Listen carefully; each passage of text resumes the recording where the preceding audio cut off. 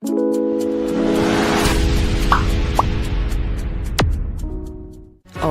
adalah seni.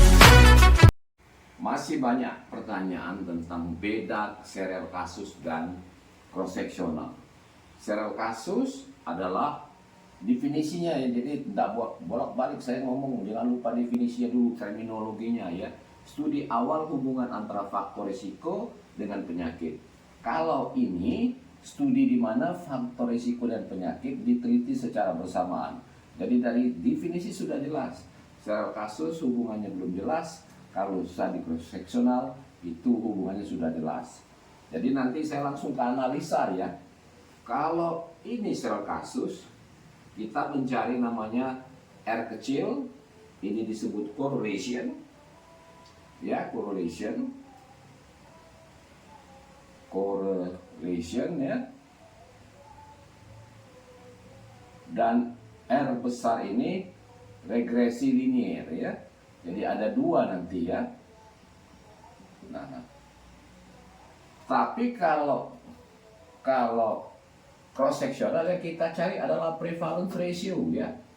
Jadi kalau serial kasus hubungan itu dinyatakan dengan regresi linear dan correlation, tapi kalau cross sectional dinyatakan dengan prevalence ratio. Ya. Itu. Jadi di sini dipakai tabel 2x2 untuk cross sectional, tapi kalau serial kasus kita pakai namanya ini Spearman, Log-Rank ataupun Kendall correlation, boleh macam-macam ya. Misal saya kasih contoh hubungan body mass index dengan gangguan menstruasi pada mahasiswa X ya, di fakultas X maksudnya ya.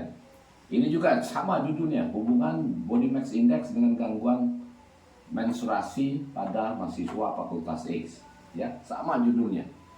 Tapi yang membedakan nanti di kriteria inklusi itu ya, di kriteria inklusi. Oke. Jadi kalau serial kasus itu nanti kriteria inklusinya siapa? Mahasiswi X yang mengalami gangguan menstruasi. Tapi pada cross sectional itu kriteria inklusinya semua mahasiswi fakultas X. Ya, jangan lupa beda sekali gitu ya. Jadi yang ini hanya yang mengalami, kalau ini semua. Rumus besar sampel ini pakai minimal 30 maksimal 80, ini pakai Lemso. Ada yang banyak ngomongnya pakai rumus Lemso. Begini rumusnya ya. Oke, dan P ini adalah prevalence, sangat tergantung prevalence. Ini ya prevalence, semakin kecil prevalence, semakin besar jumlah sampel yang dibutuhkan. Tolong ingat itu ya. Semakin kecil, semakin besar N yang dibutuhkan. Nah, alur penelitiannya udah jelas ya. Karena ini akan tabel 2x2, ini tidak, ini ya akan ke cuman garis saja ya.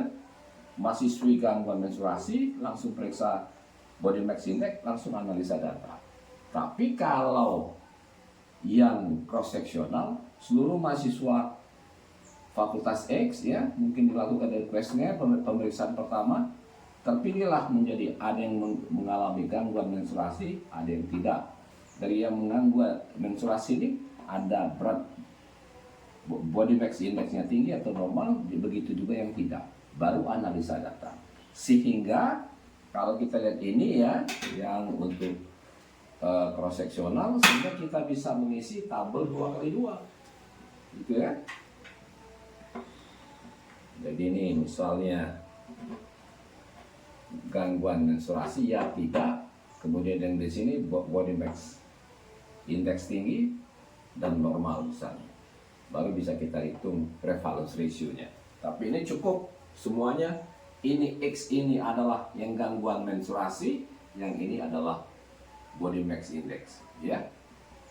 Jadi yang ini merupakan studi awal dalam arti masih dalam bentuk studi deskriptif. Kalau ini sudah dalam bentuk studi analisa. Itu dulu ya, mudah-mudahan bermanfaat. Terima kasih telah menonton. Tolong subscribe, like, and share. Ciao.